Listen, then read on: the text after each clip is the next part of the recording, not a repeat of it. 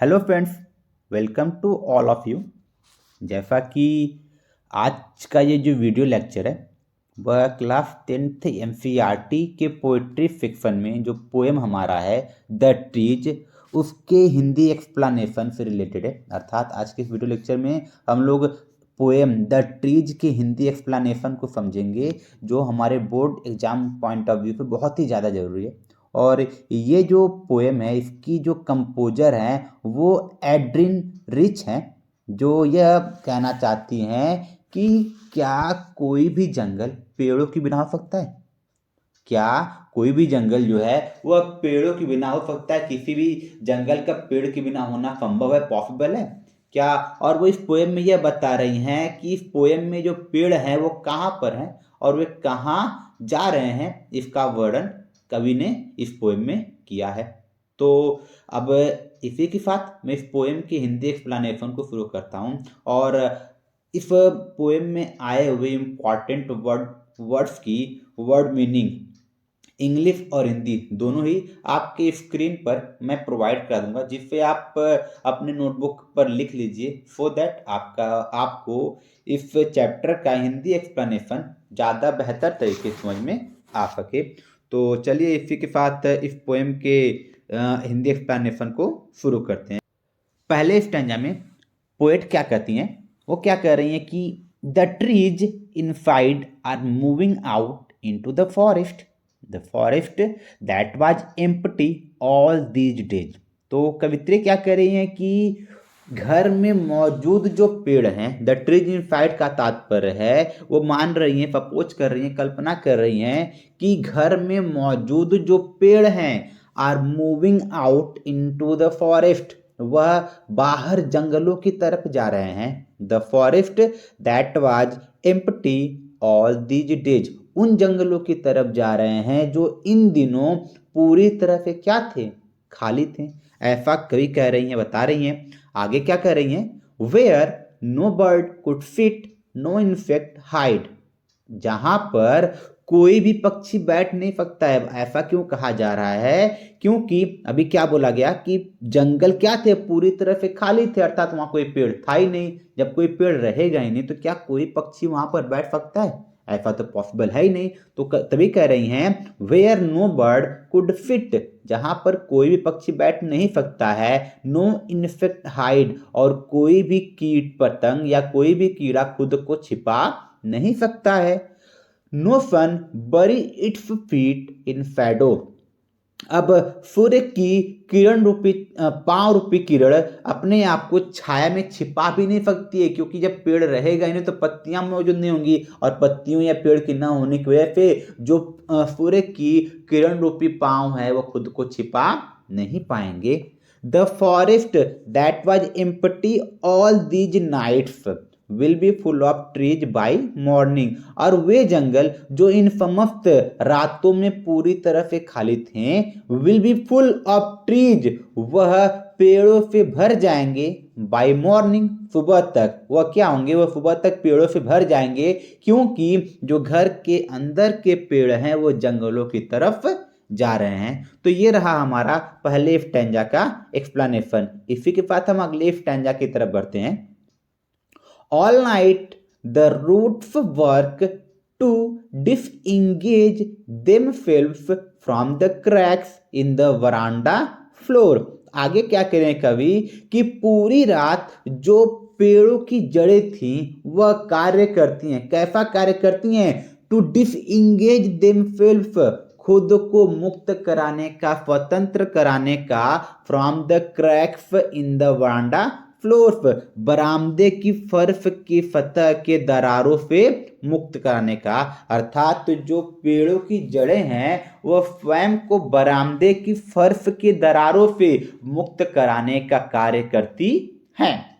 The leaves strain toward the glass, अब जो पत्तियां हैं वह शीशे की तरफ, कांच की तरफ क्या हो गई हैं, वह दबाव डाल रही हैं, उससे रगड़ खा रही हैं।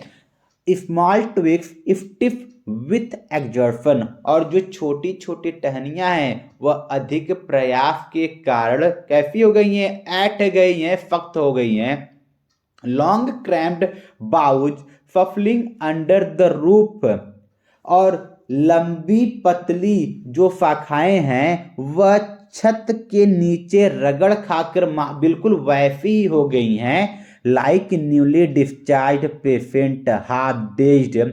जिस प्रकार से एक नया नया छुट्टी प्राप्त किया हुआ मरीज अस्पताल के दरवाजे से आधा भौचक्का बाहर आता है, moving to the cleaning door, अर्थात अस्पताल के दरवाजे से बाहर आता है। इस लाइन को मैं दोबारा बता रहा हूं कि लंबी तंग शाखाएं जो हैं वह छत के नीचे रगड़ खाकर बिल्कुल वैसी हो गई हैं जिस प्रकार से कोई मरीज क्लिनिक के दरवाजे से बाहर आता है और वह क्या हो जाता है, वह आधा भौचक्का हो जाता है, क्योंकि वो बहुत समय तक अंधेरे में रहता है और जब वह उजाले में जाता है, सूर्य के प्रकाश में जाता है, तो वह कैसा जाता है, वह आधा भौचक्का हो जाता है। तो इस तरह से इस स्टैंजा का एक्सप्लेनेशन भी हो गया है। इसी के साथ अगले स्टैंजा की तरफ चलते हैं। अगले स्टैंजा में कवि क्या कर रही है, पोएट क्या कर रही है, the fit in sorry I fit inside doors open to the veranda writing long letters.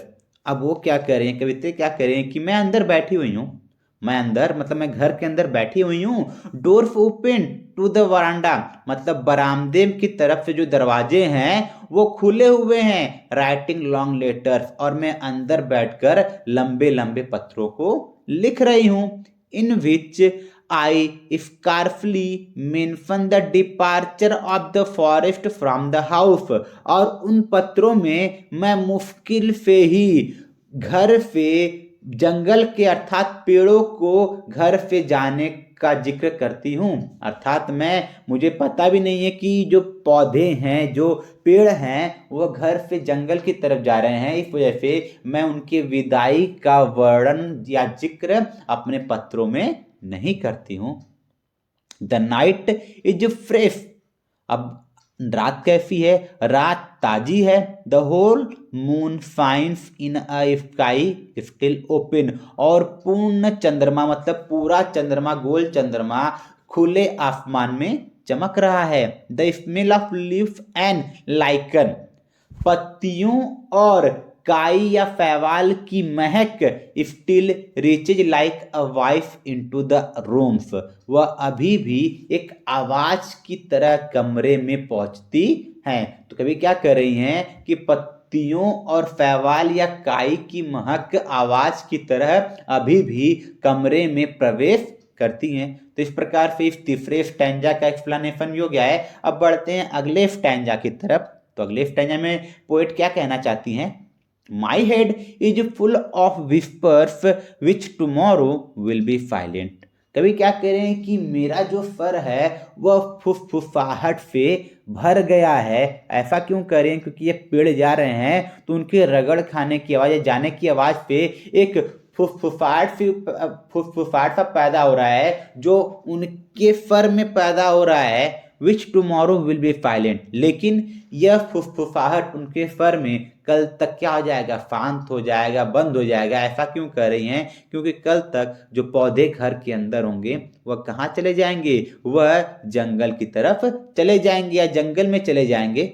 Listen, सुनो, द ग्लास इज ब्रेकिंग, जो कांच है, जो दर्पण है, वह क्या हो रहा है, वह टूट रहा है। The trees are stumbling forward, और जो पौधे हैं वह आगे की ओर लड़खड़ाते हुए जा रहे हैं, बढ़ रहे हैं। इनटू द नाइट, रात में, अर्थात सुनो, कांच टूट रहा है और पौधे या पेड़ लड़खड़ाते हुए आगे रात में बढ़ रहे हैं। Winds rush to meet them, और जो हवा है वह उनसे मिलने की जल्दबाजी में है, अर्थात हवा उनसे मिलने के लिए जल्दी जल्दी चलती है। The moon is broken like a mirror, अब आगे क्या कह रहे हैं कवि कि जो चंद्रमा है वह एक कांच या एक दर्पण की तरह टूटा हुआ है। चंद्रमा एक कांच की तरह या एक दर्पण की तरह टूटा हुआ है। इट्स पीसेस फ्लैश नाउ, उसके जो टुकड़े हैं अब चमक रहे हैं, मतलब जो चंद्रमा के टुकड़े हैं